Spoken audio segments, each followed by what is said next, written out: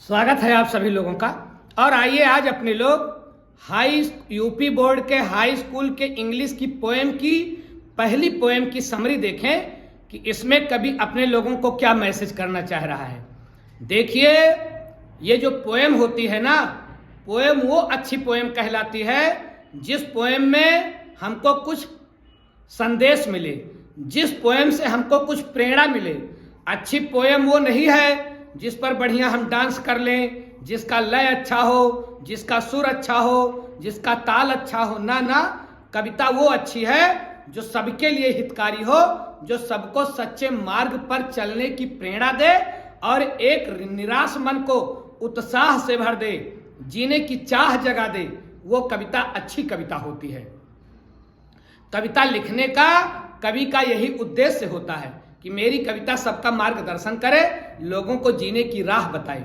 आइए देखें कि ये छोटी सी पोएम जो हाई स्कूल के सिलेबस में सम्मिलित की गई है। पहली पोएम डस्ट ऑफ स्नो।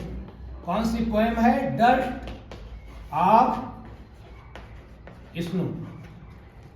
इस पोएम को के पोएट कौन है? रॉबर्ट फ्रॉस्ट साहब। याद रखिएगा, कभी कभी केवल नाम ही पूछ लिया जाता है।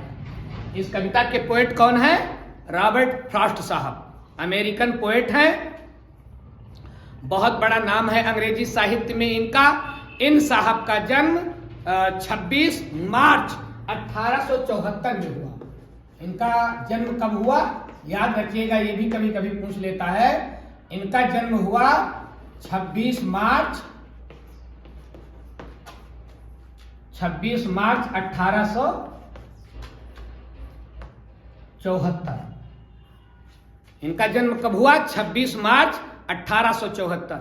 और इनकी मृत्यु, ध्यान रखें कि इनकी मृत्यु कब हुई? तो इनकी मृत्यु हुई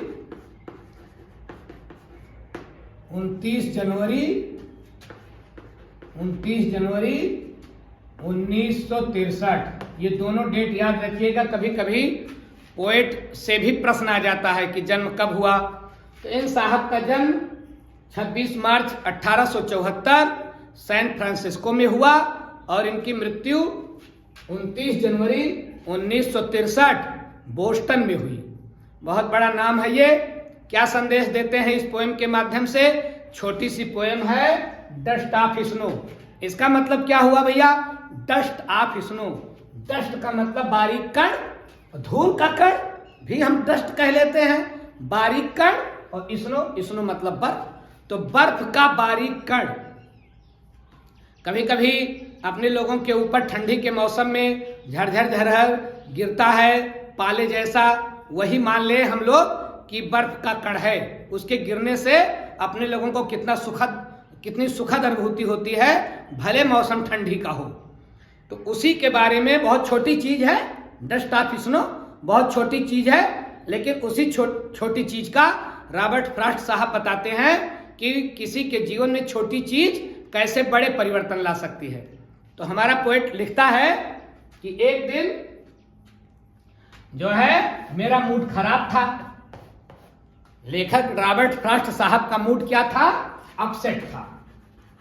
देखिए, अपने लोगों के मूड को खराब करने के लिए दुनिया में बहुत लोग हैं।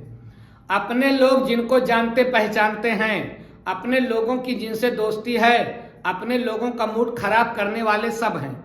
99.99% लोग अपने लोगों का मूड खराब करने वाले हैं। कहीं 1% लोग मूड अच्छा करने वाले हैं। बाकी जितने लोग अपने लोगों को मिलेंगे वो सब के सब मूड खराब करने वाले हैं। और अपने लोगों का मूड बड़ी जल्दी खराब भी होता है। यही एक चीज ऐसी है जल्दी से खराब हो जाती है। पापा ने आपका मनचाहा काम ना किया, मूड खराब। मम्मी ने स्कूल जाने को कह दिया, आपका स्कूल जाने का मन नहीं था, मूड खराब। दोस्तों ने ऐसा कोई व्यवहार कर दिया जिससे जो आपको पसंद नहीं है, मूड खराब। स्कूल में आप गए, होमवर्क नहीं किए हैं, टीचर ने आपको पनिश कर दिया, मूड खराब। सबसे पहले मूड ही खराब होता है किसी का। और घरेलू व्यक्ति का तो मूड बहुत जल्दी खराब होता है। पति का मूड खराब करने के लिए पत्नी काफी है। घर से निकले कहीं बाहर और पत्नी ने टोक दिया, सब्जी लेकर आना, गैस खत्म हो गई है, तरह तरह की डिमांड हो गई, मूड खराब। तो हमारा लेखक जब घर से निकला तो उसका मूड था अपसेट और उसने सोचा कि अब मेरा पूरा दिन गया। अच्छा, कहते हैं ना कि अगर दिन की शुरुआत खराब हो जाए तो पूरा दिन खत्म, ऐसा लोग सोचते हैं। तो लेखक भी यही सोचता था। तो लेखक एक अपसेट मूड के साथ आगे बढ़ा। जब आगे बढ़ा तो एक पेड़ के नीचे से गुजरा। वो पेड़ किसका है? हेमलॉक का। अब ये हेमलॉक क्या होता है? हेमलॉक एक जहरीला पेड़ होता है, जहर का पेड़ होता है। लेखक का मूड पहले से ही खराब था और रास्ते में उसको जहर का पेड़ मिल गया। तो जहर का पेड़ मिल गया, मूड और अच्छा होगा कि खराब? और खराब हो गया। और उस पेड़ के ऊपर एक कौवा बैठा है। अब कौवा कैसा पक्षी है? चांडाल पक्षी कहलाता है। कौन सी ऐसी चीज है खाने वाली जो कौवा नहीं खा लेता? सर्वाहारी है, सब कुछ खा लेता है, कांव कांव करता है, चांडाल पक्षी है। वो रास्ते में मिल गया, उसी पेड़ पर बैठा हुआ। लेखक का मूड और खराब, सब मूड खराब करने वाली चीजें मिल गई। लेकिन लेखक इसी पर एक टर्निंग पॉइंट बताता है। कहता है जब मैं इस पेड़ के नीचे से होकर गुजर रहा था तो फिर ये कौवा जो डाल के ऊपर बैठा हुआ था, हेमलॉक के ट्री के ऊपर, जहरीले पेड़ के ऊपर, उसने क्या किया? पंख फड़फड़ा करके वो उड़ा।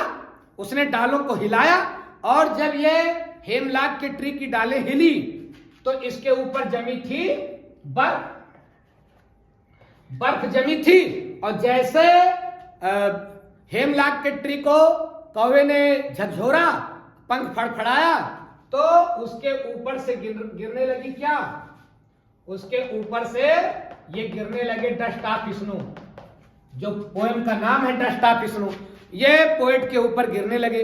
जब ये डस्ट ऑफ स्नो पोएट के ऊपर गिरे तो पोएट तो बिल्कुल उत्साह में आ गया, एक्साइट हो गया, उसका पूरा शरीर रोमांचित हो गया।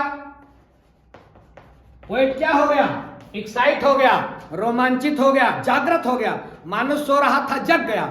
तो इस कौवे के फड़फड़ाने से, हेमलॉक के पेड़ की पत्तियों से जो बर्फ डस्ट ऑफ स्नो झरने लगी, स्नो के बारीक कण झरझर झरझर करते हुए लेखक के ऊपर गिरने लगे।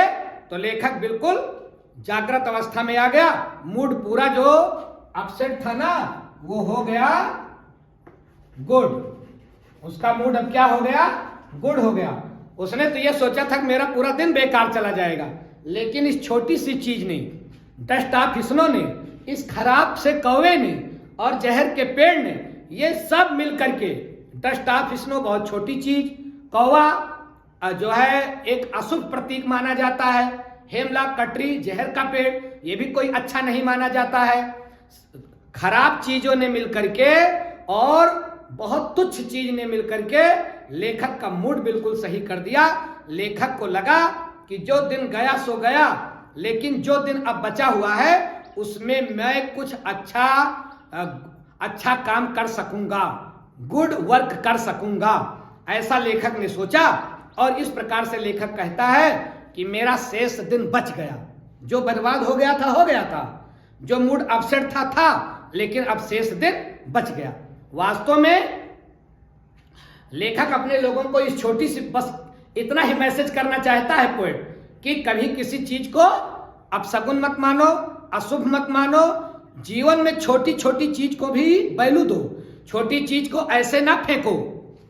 ऐसे आप किसी को छोटा समझ करके उसको इग्नोर मत करो, क्योंकि पता नहीं वो छोटा, जिसको आप छोटा समझ रहे हो, आपके जीवन में कहां से वो चेंजिंग ला दे, आपकी पूरी जिंदगी बन जाए। जो शेष जिंदगी बची है वो आप बहुत आनंद से जी सकते हो, आपका व्यू बदल सकता है, आपका दृष्टिकोण बदल सकता है। इसलिए छोटी चीज को भी कभी इग्नोर नहीं करना चाहिए और अंधविश्वास के चक्कर में तो कतई नहीं पड़ना चाहिए कि ये है तो मेरे साथ ऐसा हो जाएगा।